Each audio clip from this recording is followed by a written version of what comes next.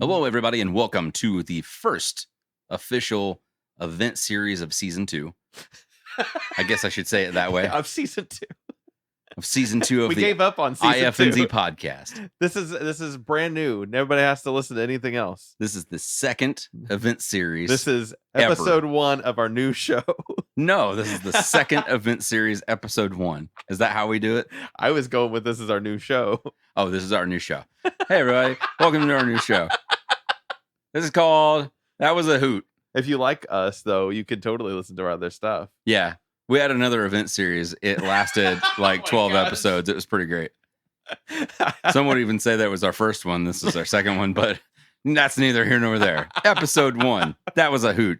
Have you guys ever heard of Rocko's Modern Life? Have you heard of it, Shaad? I hope so. You hope you heard of it? I hope I've heard of it. Okay. I grew up on it. You did? I mean, I think we all did. And by all, I mean both of us. The two of us. Yeah. So if you're not a fan of Rocko's Modern Life or haven't heard of it, we're going to give you kind of a little bit of a brief synopsis. We're going to tell you kind of what the show is about, what the embodiment of it, like kind of the guts of everything. Yeah. Some of the voice actors that you'll hear, just a little bit of background and stuff. And you prepped and ready.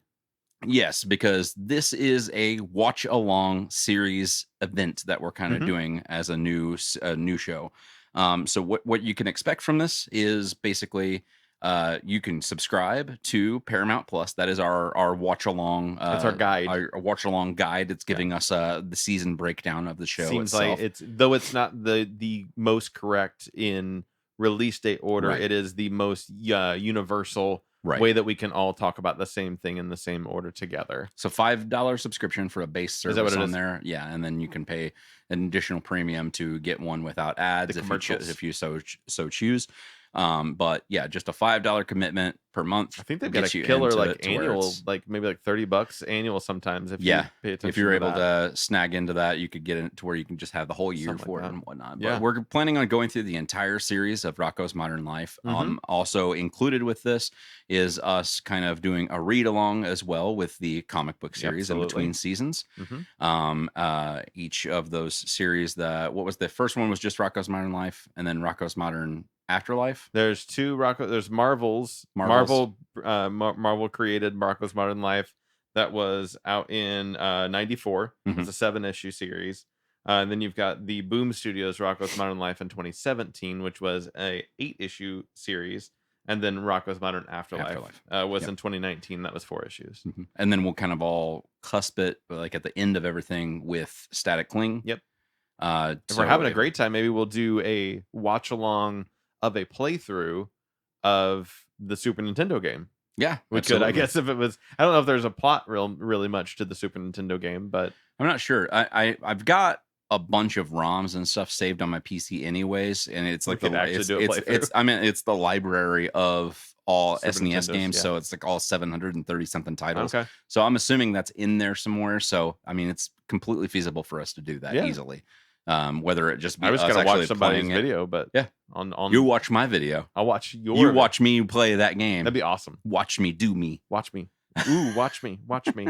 So, what is Rocko's Modern Life? What's the plot of this show? It's a show about a wallaby. It is, right? It's a wallaby. It's a show about a wallaby named Rocko. It is, and that's a very good voice of him. Does Rocko have a last name? Rocko Wallaby. I don't think it's Wallaby. I don't know that we know his last name. At least I don't know his last name off the top of my head. It comes up at some point, maybe. But maybe not. Maybe I'm wrong. So this is Rocko has moved on from Australia. He is an Australian immigrant, yes. To O-Town. O-Town, yes. Everything in this entire... O-Town is the... Thematically is O. Yeah. Because the show creator... was said to say that he always really enjoyed that growing up as a kid, like whenever the shtick of like any kind of infomercial would have something something, and that was like always one of his favorite things, and that's why it's in literally fucking everything, even the name of the town. Like, what's the name of the conglomerate? Conglamo. Yeah, that's Conglamo. Yeah. Yeah, I wanted another word after a bit. Yeah, like everything has an O in it. Any product that you see that's written on any of the like the cereal boxes or whatever it may be in this show always has the O, and that's why it's very thematic with Absolutely. Yeah, and he's got this is adventures of him and his friends, Heifer Wolf, Filbert, and his faithful dog Spunky. It is known for its adult humor, including some double entendre, innuendo, and satirical social commentary. Those were lines written on the Wikipedia page. I will credit my sources. Creator Joe Murray is the creator here. Yes. The story of Joe Murray is kind of interesting. And we won't get into all of it. He's not with us anymore. He is with us. I'm just joking. I was like, he is. But this is his first venture into TV, is Rocco. He originally was producing indie film when he was trying to fund his indie film venture, his third indie film, My Dog Zero. He was pitching to Nickelodeon or to the animation studios. I don't think it was necessarily Nickelodeon themselves, because I think it was everything. It was through Viacom, because CBS Viacom is the conglomerate that owns all that shit. Exactly. Yeah. And he was pitching TV rights to My Dog Zero, to fund the movie My Dog Zero, all through that, and then ended up pitching Rocco instead, which is a character that came from an unpublished comic book that he did in the 90s called Travis, I think, if I remember right. So he ended up doing that instead of the My Dog Zero TV show, which I think probably worked out in his favor quite a bit more. I would assume so. So we had initial pilot that would come out from that as well, right? So that would have been in 1992. It was released on MTV. Yes. And it was pretty limited. It did not have a very large run time or anything. And it was difficult to get, even because whenever I tried to look for this after we were kind of talking about the series, I could find clips here and there and whatnot. And I had seen that it said that it was published on a VHS or a DVD of something that was like a compilation of MTV I think it's stuff. on like, well, that's even on like volume 2 of the Rocko's Modern Life DVD best of, or something in the bonus features, something crazy like that. But imagine that, like, this is it's a very true to nature of the the episode that in the main series it's based on. What's it? Not too much. It's the Succomatic. Succomatic. So it's very much the same episode. Only Rocco's for some reason a lot more yellow. He was originally yellow, and I found that kind of odd to me. The only reason it was changed is because the toy company said, we're already selling a character with a yellow character. We need to make this a different color. It was the toy company that decided not yellow. I'm assuming that's Simpsons. It didn't say in any of my research, but I'm assuming that makes sense. They had a big yellow creature or a yellow character toy line going on with the Simpsons, and they're like, that's going to confuse everything. Let's do this different, and that's why he ended up more beige on there. But yeah, the what we know of the Succomatic that actually released in the season that we'll get to later it's just an extended version. I think they edited some around, moved some pieces, wrote it a little bit longer. But like you said, fairly true to the to the final product that we have in the actual main series. Absolutely. There was a couple of other things on when it came to Joe Murray. So 2 months before they started production on Rocco, his wife committed suicide. Wow. And so he's always had like a real, I guess, obviously a weird feeling about the positiveness and the happiness and success of getting Rocco and his wife passing away months before, which I think is what kind of led him to season 3. He started to step back a little bit. And then season 4, he actually relieved his creative control to Steven Hillenburg. That's right. Who then became SpongeBob SquarePants creator.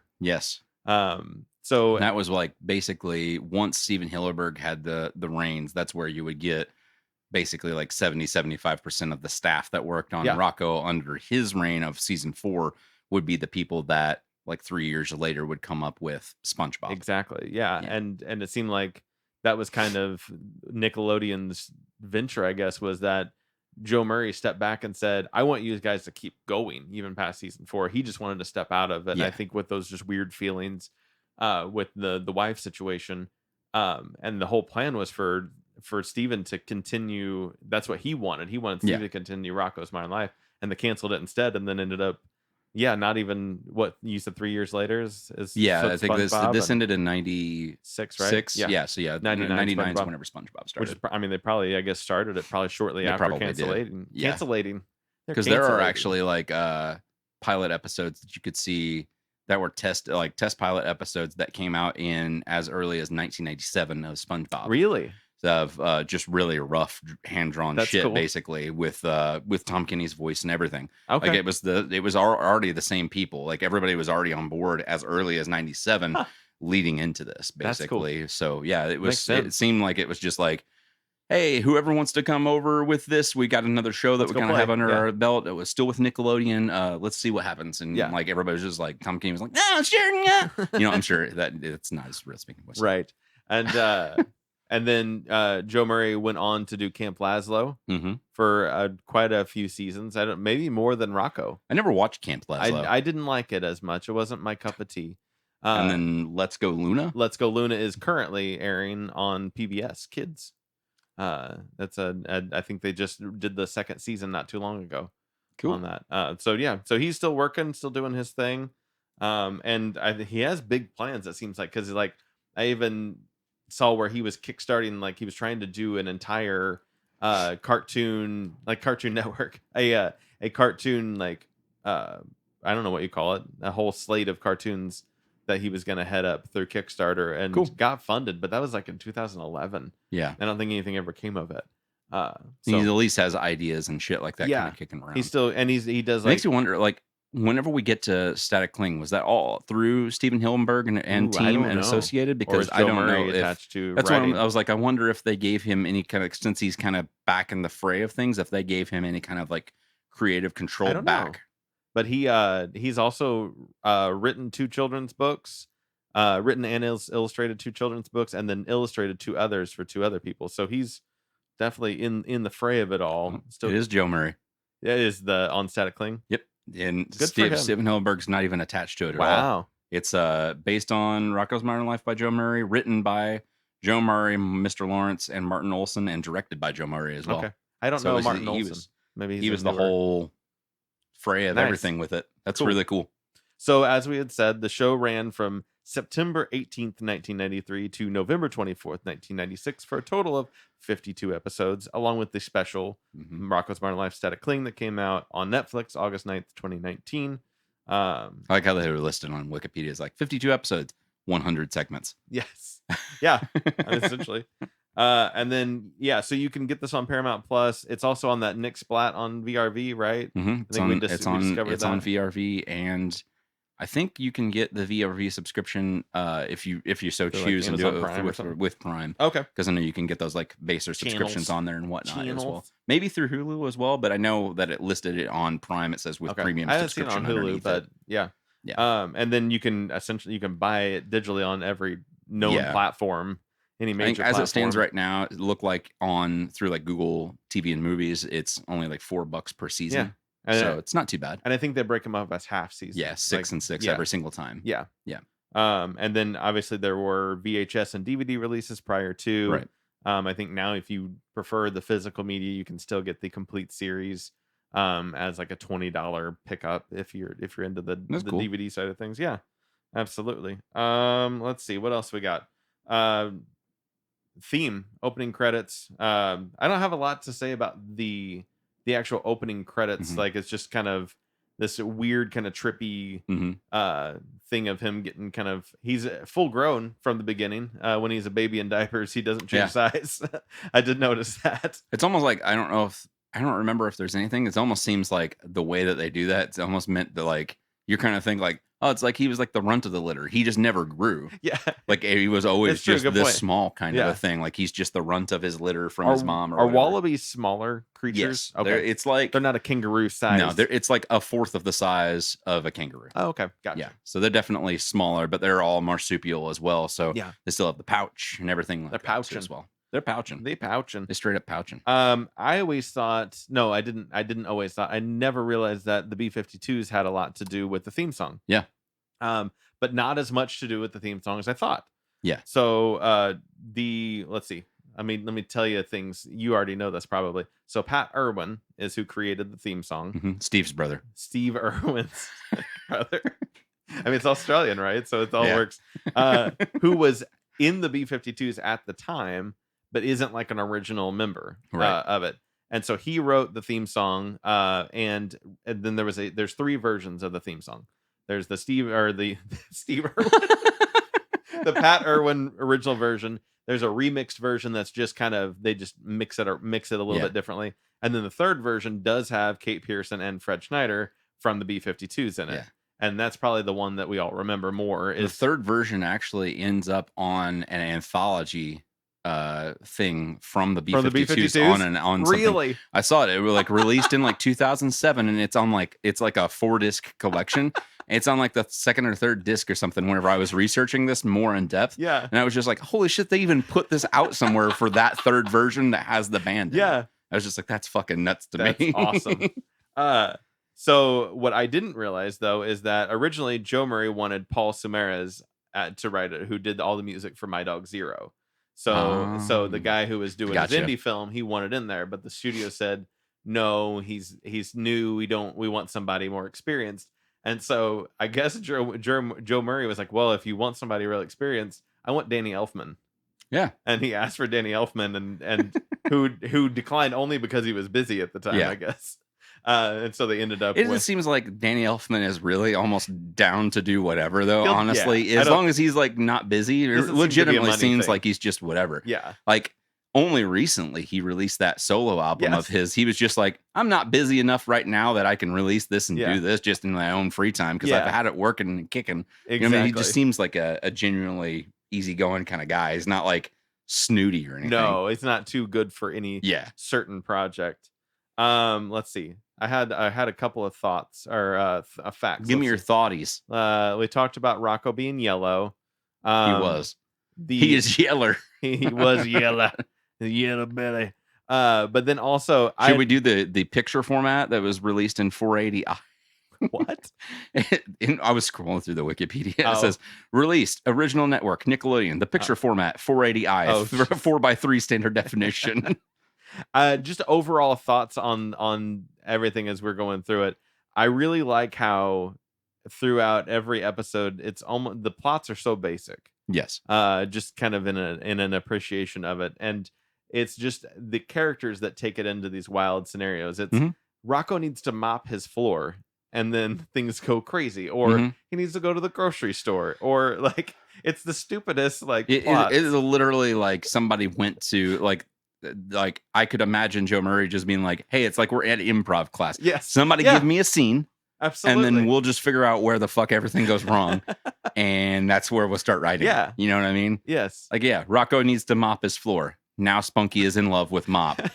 And now it turns into a weird fucking goose chase of trying to get a mop from Spunky. Yes, exactly. Because he wants to make love to the mop. Yes. Not just like, like he's emotionally attached and in love and wants to have sex even with this thing. Yeah. And then ends up with the fire hydrant, I guess, at the end. Yes. And then the other thing that I noticed is that no one gets introduced in Rocco. Absolutely not. You are assumed to know everyone from the beginning.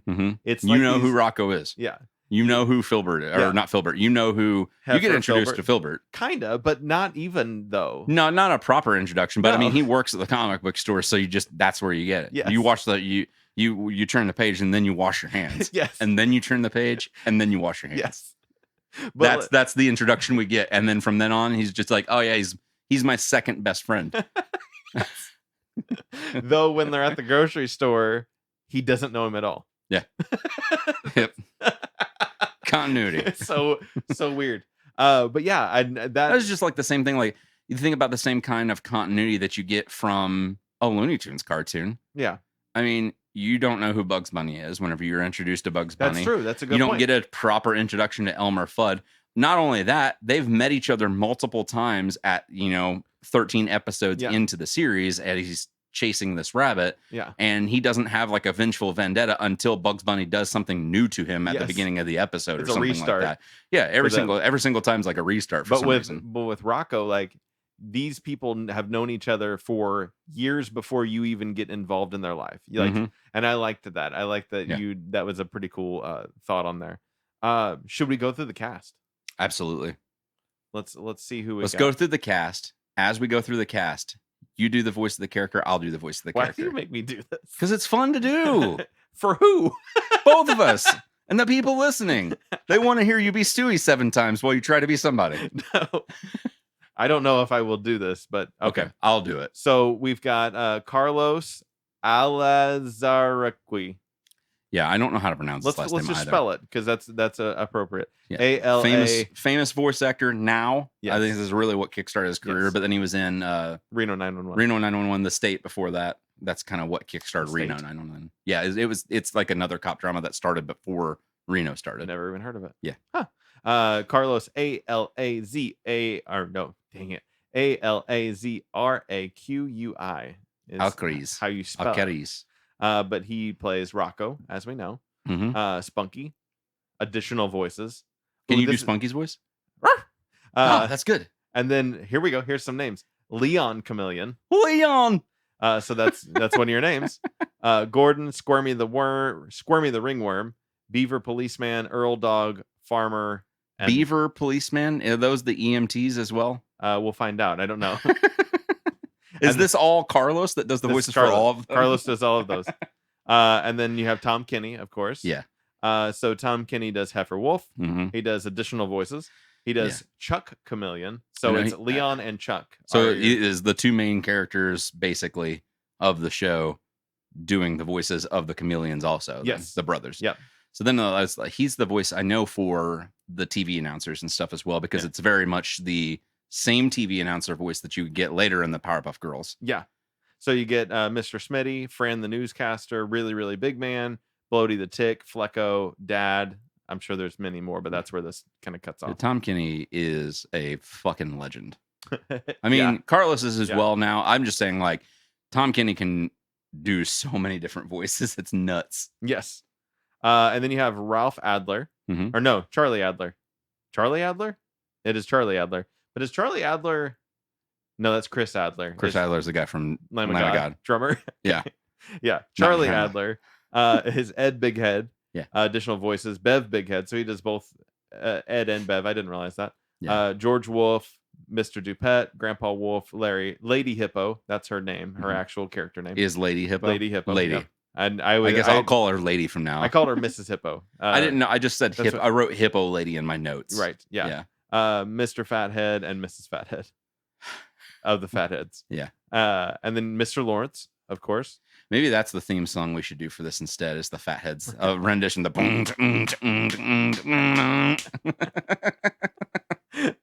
And then Mr. Lawrence does Filbert Turtle, additional voices. I don't know why they do additional voices first. Because there's so many. And then Filbert again.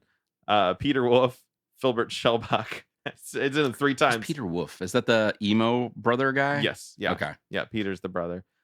Big Biff Binderhaus. Who is Big Biff Binderhaus? Biker, Bulldog, Chip, and Customer. I know what Bulldog they're talking about. That guy's not great. And then you have that's technically the very first episode. Is it? Yeah, I'm pretty sure that segment of the episode with the Bulldog, the garbage day. Oh, okay. Yeah. Yes. Linda Wallum is Dr. Paula Hutchinson. Virginia Wolf, the sister. Yeah. Additional voices: Cindy Wolf, the mom, Crazy Aunt Gretchen, or is Virginia Wolf the mom and Cindy Wolf is the sister? Virginia is the mom, I think. So Cindy's the sister. Yes. Crazy Aunt Gretchen, Little Kid, Rocco's car, Tammy the pig. Rocco's car. Yeah. When Rocco's car gets sick, I think, and stuff like that. Oh, okay. I was like, I don't remember anything where a car talks. Tammy the pig, Alicia, and probably more. Then we're getting into some not as frequent. So really, really big man. Lisa Wilson is Singer Flowers, Luis, and Sheila for 6 episodes. Joe Murray is Ralph Bighead, as well as Bunny Self and Smart Boy. Do we see? This is off topic a little bit. Do we see Filbert really much in Static Cling? I feel like Filbert's in there, but do we see the kids?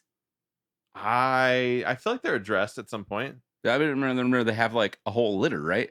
Yeah, because there was like 3 that look like Filbert, 3 that look like her, and then 1 that looks like Heifer somehow. Like it's like a little miniature heifer. Yeah, I feel which is just odd because that means because she's like a cat, and cats can get pregnant by multiple male cats, so it's almost like Heifer had sex with her too. So I nod that in there a little bit. I might be getting it mixed up with, because I feel like it's addressed at some point in at least Rocco's Modern Afterlife. Yeah. But I might be. I couldn't remember if you see them at some point in time. Yeah, I'm there. I can't. It's been a bit since I've watched it. At least 2019. So then other people who were in the show, we won't go through all their characters because they're just kind of hit and miss. But in just 2 or less episodes, we have Damarera, we have Charlotte Booker, we have Quinn Kitmito, Jennifer L. Hughes. Quinn Kitmito? That sounds like a character name from Star Wars. It might be. A bounty hunter. It's a real life person that was in real life Star Wars. He's a real life bounty hunter. But Sarah voice Frost, aside. Richard Simmons. Nice. Did the voice for the Richard Simmons character? So, yeah. Yeah, because I remember they did like a Sweating the Oldies thing where he was in there. Yeah. It's just credited as aerobics instructor. But yeah, cool. I guess that is Richard Simmons. I did not realize that. I didn't either. Stuart Goetz, Les Brown Jr., Jill Talley, Billy West is the TV announcer. So that makes sense. And then he's probably the one that did the Suck-O-Matic. Yeah, probably. Yeah, and only on 1 episode, so that's probably the probably that one. Though they're buying stuff off the TV always. Absolutely. You can tell that was the era. That's what I meant. Like that's Joe Murray is like he said that's why O-Town like everything was like completely like off of the fact that he loved those infomercials when he was growing up. James Bailey, Elizabeth Daly, Kevin Meaney. I feel like I know that name. You're a Kevin Meaney. David Pritchard and Carol Wyatt are our entire cast for this show. Let's give a big hand to all of the cast. Yes. Thank you for making our childhoods awesome. Exactly. So now, what age were you whenever you started watching this? Did you watch it like in 94? I know what my first episode was that I saw too. I don't know that much, but I remember the very first episode I saw too was Suck-O-Matic. Okay. Yeah. I would think yes, because I remember watching that whole block of what were we talking? We're talking about because this is the 4th Nicktoon of existence. There were was it Rugrats, Doug, Ren and Stimpy, and is that the lineup? That's that block. Because it wasn't until after Rocco was done whenever Doug was still on, but that would have picked up like Hey Arnold at that point in time in like 96. Yeah, Hey Arnold was post. Hey Arnold. I was gonna say Rocket Power, but that's more like 2000, 2001. So that would have been like earlier than that. Rocket Power. Yeah. Because I remember watching that one as a smaller child. I could have swore that was more like that is like around the late 90s, early 2000s, whenever SpongeBob started around that block. I think it's pre SpongeBob for sure, but I couldn't tell you when. So I think it's those 4 if I'm not missing anything. Is definitely Ren and Our Real Monsters. Our Real Monsters post. Is it past? Not post, but after launch. Okay. After initial release. So yeah, it must be Doug, Rugrats. Yeah. Ren and Stimpy. Definitely Rugrats, Ren and Stimpy, and that. I didn't know about Doug. I couldn't remember when it started. Yeah. That seems right though. Yeah. So then this is the 4th one. So the other 3 are going. This one picks up. When did Angry Beavers start? Angry Beavers. Was that like a 98, 99, something like 96? That? Really? I think. I might be off. I feel like Angry. Well, obviously that started. That Angry Beavers, the one that was Daggett, was that kind of cemented that guy's start of his voice career. Though I don't know who it is. I can't think of his name. That's what I'm saying. Cemented his career, but we don't. Well, I meant like because he went on, like he did that voice. He did Zim's voice from Invader Zim, and lots of other voices from there. He's the voice for Rasputin on Psychonauts. The video game series. And then now I can say series because there's a sequel. Yes, I mean he's got a ton of voice acting, but I think his started around Angry Beavers. Yeah. So moving forward, we know that we already discussed that there's 3 comic book series that have happened. We've got the special, and 2, I guess post Rocco cancellation, we've had 2 comic book series. Both of them by Boom Studios. And we've had the Netflix special. Who owns Boom? Boom is it still just independent? Yeah, it's Indie Book. Yeah, I didn't know if it was like maybe Nickelodeon as an entity owns Boom. Oh no, it seemed like a lot of Nicktoon stuff was under Boom. They licensed. I think they got the license for like Rugrats. They did as well. I think maybe just those 2. But did you watch the new Rugrats at all? I did. I did not like it. I want to like it. I want to watch it, but I just can't. I thought about trying to watch some of it too while I've got Paramount for a small child might like it, and you might get into it if a small child likes it. But I watched it by myself, and as an adult, I didn't get into it super well. I have a small child. I know, that's why I was thinking maybe you could do this. But what do you want? Because as far as I can tell, there's no future plans. There's nothing. Right. What could you envision? I've got my ideas of what I think they could do with this franchise moving forward. I thoroughly enjoyed Static Cling. I liked the bringing it to more of a modern light with the cell phone era, Starbucks on every corner kind of a thing, and that kind of like this is the internet age of Rocco and kind of bringing that about.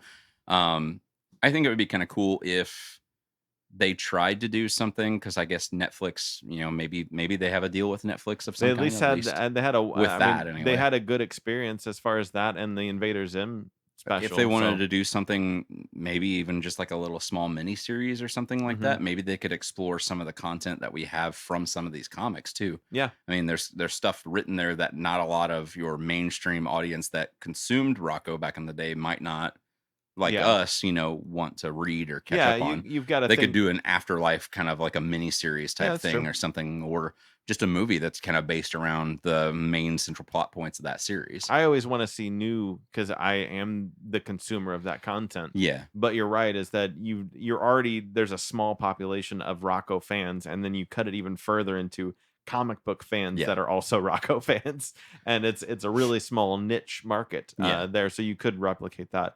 I think they could do a special every couple of years. Give me a TV special, an hour or 90 minutes or whatever that was. I don't even think that was cool with it. I mean, they could just keep doing the same thing that they did continuity wise whenever we were having like the discussion earlier, just to have a central focal point, and then it just kind of escalates from there. Our central focal point was him coming into a more modern day reality and coming to terms with what we've kind of missed between 1996 and then 2019. Now he's steeped in this world, so maybe he has more modern problems or something like that they can kind of hearken on and talk about. And kind of what I had thought was the comic book series can keep on coming. Like, do that every so often. Like, give me that. Give me an ongoing. I don't care. I think they seem, like we discussed, the plots are basic life functions that just get messed up. Like, so that part's there for sure. But then also going into, I was thinking about how they could spin it off. We've got, you had a Girl Meets World was a Boy Meets World. You had a Fuller House that was a Full House. You've got the new Rugrat. You've got ways to reboot and pass along lineage wise. And I was thinking about, I would want to see Rocco in any other type of visual media format other than the one that it's already in now. Not like the 2D animation you don't want to see. I don't want to see a 3D weird crippling of Rocco. I mean, it might look cool, but at the same time, I'm just like, I mean, it might do well. Rugrats is obviously not anywhere close to the same vein of writing that we would get from this. No, more mature tones with that might play better. There was a pretty big focus on adult audience with 100%.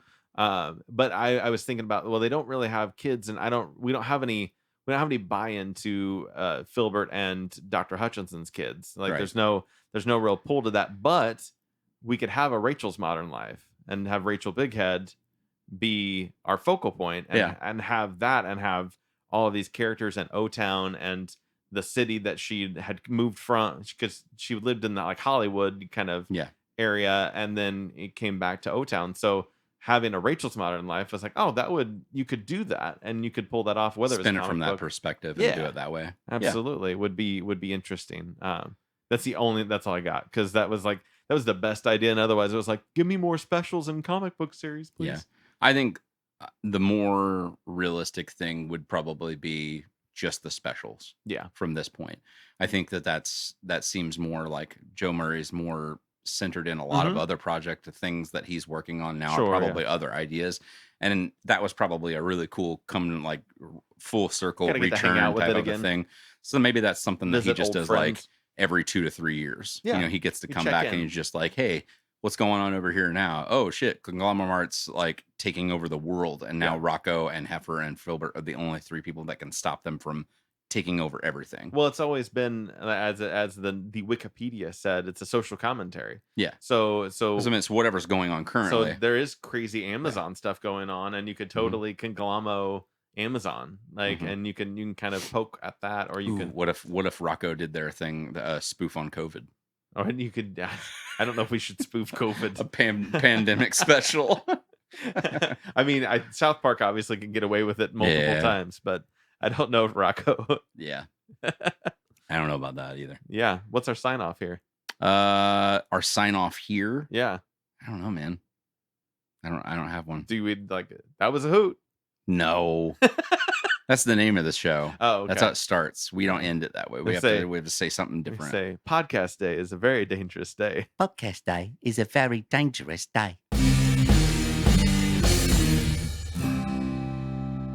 This has been an IFNZ production. Yeah.